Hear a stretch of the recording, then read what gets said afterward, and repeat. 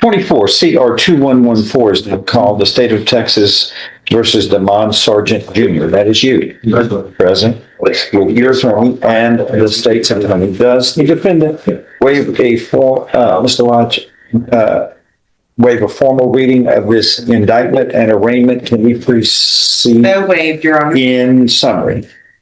In summary, then this indictment alleges, sir, that on or about September 25th, 2024 in Jefferson County, Texas, you committed a second-degree felony of aggravated assault with a deadly weapon. Do you understand what you're charged with here, sir? Yes, sir. If convicted, you face a term of not more than 20 years or less than 2 years in prison.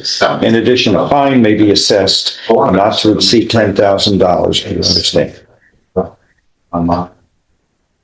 An agreement has been reached in your case where you would be pleading guilty and placed on deferred or unadjudicated probation, which can be up to 10 years in length, fined $500, and there will be terms and conditions of probation which are normal and customary for this type of offense. Hopefully, misunderstand. Do you understand this as the agreement? That's quick. If I follow this agreement, you have no right of appeal of your case. Do you understand? How do you plead to this, sir? Guilty or not guilty? Guilty. Are you pleading guilty voluntarily and because you are guilty? Yes, sir. Show you what's marked as State's Exhibit 1. Did you sign that document voluntarily? Yes, sir. Understand it. Discuss it with your attorney. Are the contents true and correct? Yes. Yes, they're correct. Yes, speak out. Yes, sir. State's Exhibit 1 is tendered into evidence without objection. Correct. It's an objection. Among other things, this states that you are mentally competent to enter your guilty plea. It's freely and voluntarily made. You know what you've been charged with. The indictment's been read to you. You've read it. You are guilty of the crime charged in any lesser included offenses. You are giving up your rights to a jury trial and the rights to the appearance, confrontation, cross-examination of witnesses. Totally satisfied with the representation provided by your lawyer. All of this is true. It states, so help you God. Yes, sir. State's Exhibit 1 is part of the record for all purposes. Pre-sentence report is waived. Yes, Your Honor. I am going to follow this agreement and find you are indeed mentally competent to enter your guilty plea. It is freely and voluntarily made. There is sufficient evidence supporting your guilty plea to find you guilty beyond a reasonable doubt. But I'm going to defer or postpone any finding of guilt so long as you follow terms and conditions of probation, which are normal and customary for this. You will be placed on probation for 10 years. That can be shortened to 1/3 for good behavior and following the rules. You will be fined $500. And what is now the relationship? Do you have any relationship with this person? That's just the mother of my child. Just a mother of your child. Yes, sir. That's no little thing. That's important. So, how are we going to work this out? How do we do this? Well, you know, there needs to be no contact, and as far as dealing with the child, they'll have to make arrangements through a third party. That's understandable. What is the name of the victim? Contact, we understand. Will he be released today? Well, Here. we're going to deal with that just in a moment. There will be conditions of probation. Now, what concerns me, and I'm looking at this probable cause affidavit, is that I don't have a pre-sentence report. I probably ought to order a post-sentence report to look into conditions of probation, which are normal and customary. But the point of the matter is that jumps out is he assaults this lady who is the mother of his child, but she is 5 months pregnant at the time. That's the child he's referring to. Okay, her was 5 months. Okay, but she has been assaulted by her boyfriend. That child was born after this Who offense. was 5 months pregnant, advised that the assault started. Say that again, man? There's no other child. He referenced a child Oh, that was okay. born after this event, Chuck. Okay, but the victim was 5 months pregnant. Yes, Oh, okay, that's the point I'm making. I'm sorry. Yeah. First of all, it's inappropriate to assault anybody, much less someone who is 5 months pregnant. I mean, that could, oh, no gentleman, no person should ever do that. That's just off the charts of appropriate behavior. And you knew the lady was pregnant, didn't you? Yes, sir. And Your Honor, it has been some time since that offense, and he has not had any behaviors like that since then. Your Honor certainly can choose to. What's in the past is never really in the past. So, That's a famous saying. And the fact is that what occurred, just like when we have trials here, what we do is we have to relive what happened before and figure it out. I'm going to ask for a post-sentence report. We'll come back. We'll get some more information because it's limited in the information I have, except for this one-page probable cause affidavit. Do you want to make it a pre-sentence and just withhold? No, he's going to start on probation. I don't want to, so that there are terms and conditions of probation which he's going to have to abide by, and he is responsible for it. Again, if you fail, your probation can be revoked. You can be found guilty and sentenced up to 10 years in prison. Do you understand? Yes, sir. All right. Let's tell the jury we're going to need just a few minutes. Thank them for their patience. Thank you. Yes. And you shall also, you will be required to complete this batterers intervention program, which is normal and customary for this offense. And it's wrong. no man gets women, a lady. That's just off the chart, especially someone who's pregnant. Shame on them. Especially pregnant with your child.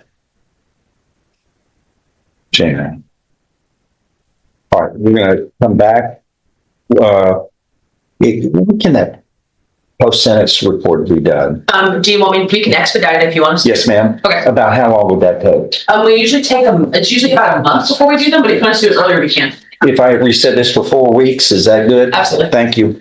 If And he'll be on probation until then. he begins probation immediately when he signs this document. Okay. Yes. So he'll be released. We have a verdict. Thank you, Your Honor. Thank you. One other case is to be dismissed, correct? All right.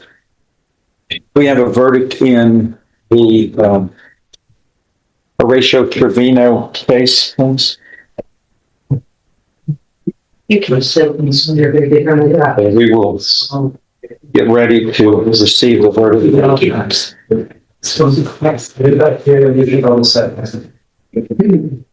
We now call cause number 23-41503, the state of Texas versus Horatio Trevino. The defendant is present with his attorney and the state's attorneys. We've received a message from the jury that the jury has reached a verdict in this case on the punishment phase, since the defendant was earlier found guilty of this second-degree felony of indecency with a child. Let me see the lawyers up here for just 1 minute, please. Thank you.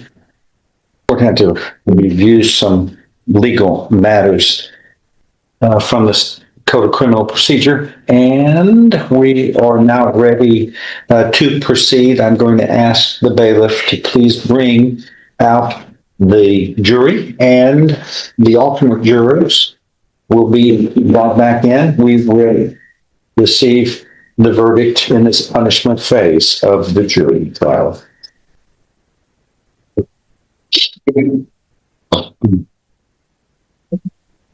Okay. Here. I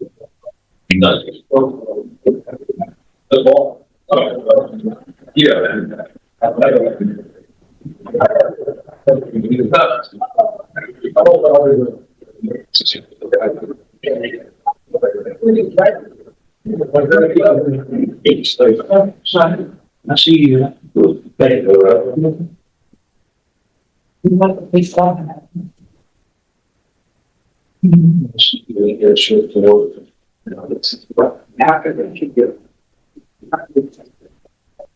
What do you think? Oh, yeah, we're gonna give you some documents for work or school or other purposes that show that you were here. Yes, sir. Oh.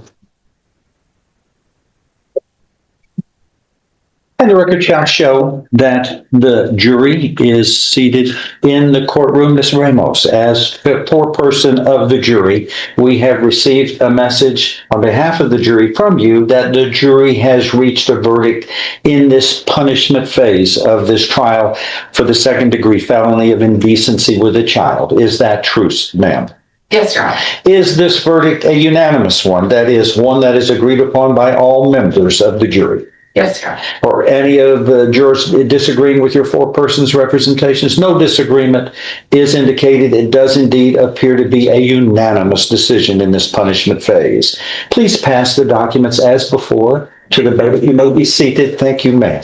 The court will review for proper forms and publish the verdict. Whatever this verdict is, please, no outbursts. That would be a contempt matter, and no, I do not want to punish anybody for interrupting the proper decorum of this courtroom. In clause number 23-41503, in the case of the state of Texas versus Horatio Trevino, we, the jury, assess the defendant's punishment at confinement in the institutional division of the Texas Department of Criminal Justice prison for a term of 10 years. That is the verdict of this jury. It is signed by the jury foreperson. It is received, and it is made a part of the record for all purposes. You may be seated.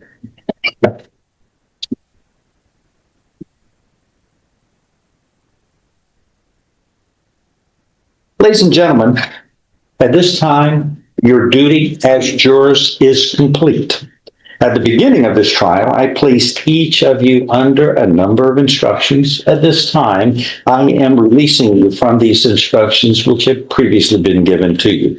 However, one final additional instruction. Once you are discharged, you are released from your oaths of secrecy. You will be free to discuss this case and your deliberations with anyone.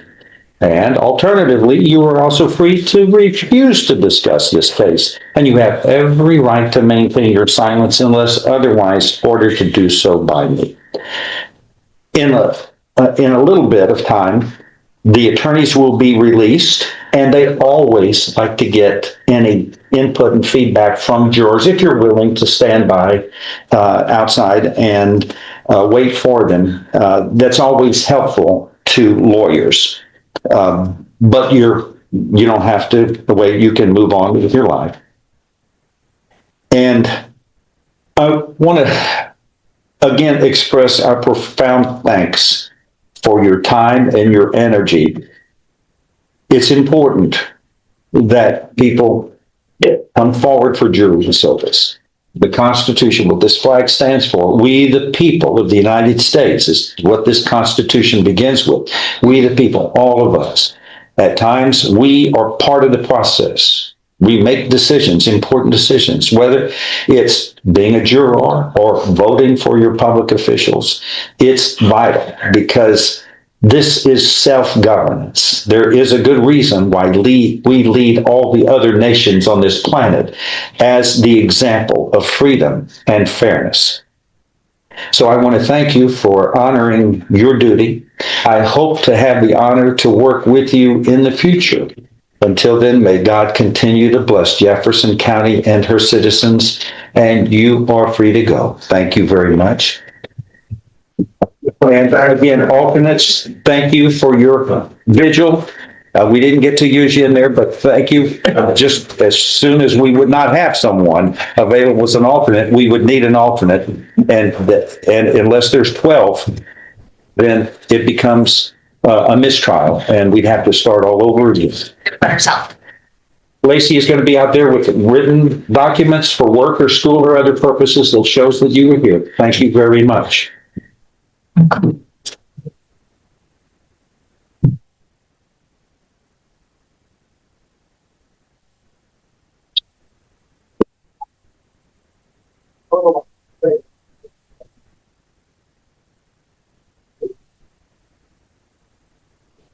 You're going to, if I hear you, like unable to focus on this, ladies and gentlemen, if you need to leave, please do so, but you can't interrupt the proceedings. Thank you I know this is difficult. Do your best, please. Compose yourself. Thank you. Is there any legal reason why formal judgment should not be assessed at this time? No, Judge. Horatio Trevino, you came before this court and a jury, entered a plea of not guilty to the offense of indecency with a child, a second-degree felony. The evidence was submitted, and the jury was charged by the court. And after deliberating, the jury returned a verdict finding you guilty of the offense of indecency with a child, as alleged in the indictment. Evidence was thereafter presented on the punishment phase of this trial, and after deliberating, the jury assessed your punishment at 10 years confinement in prison. Any formal objection before the final rendering of judgment and sentence here? No, Judge.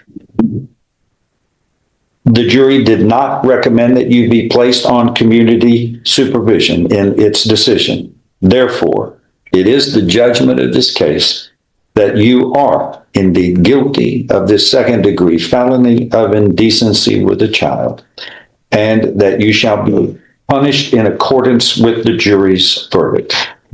Therefore, it is the order of this court that you, Horatio Trevino, having been adjudged guilty of this second-degree felony of indecency with a child, and who's punished 10 years imprisonment in the Texas Department of Criminal Justice's Institutional Division, or prison, shall be delivered by the Sheriff of Jefferson County, Texas, to the Director of the Texas Department of Criminal Justice's Institutional Division, or any other person legally authorized to receive such convicts, where you shall be confined for 10 years in accordance with the laws governing the Texas Department of Criminal Justice's Institutional Division.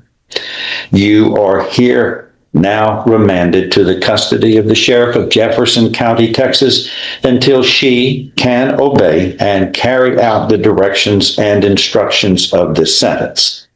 Your sentence shall commence this day. You will receive credit for all time periods of detention that you have earned as provided by law up to this time. Anything to add by the state of Texas? Nothing from the state judge. The defense? No, Your Honor. These proceedings are concluded. This court is in recess, and the defendant shall be taken into custody immediately. One courtroom. Two very different outcomes. One defendant was given a chance to rebuild his life through probation, while another left the courtroom in handcuffs to begin a 10-year prison sentence. But both cases carried the same message: every decision has consequences, and inside a courtroom, the truth of your actions eventually catches up with you. What do you think? Did justice get it right in both of these cases? Let us know in the comments, and don't forget to subscribe for more real courtroom stories and legal breakdowns.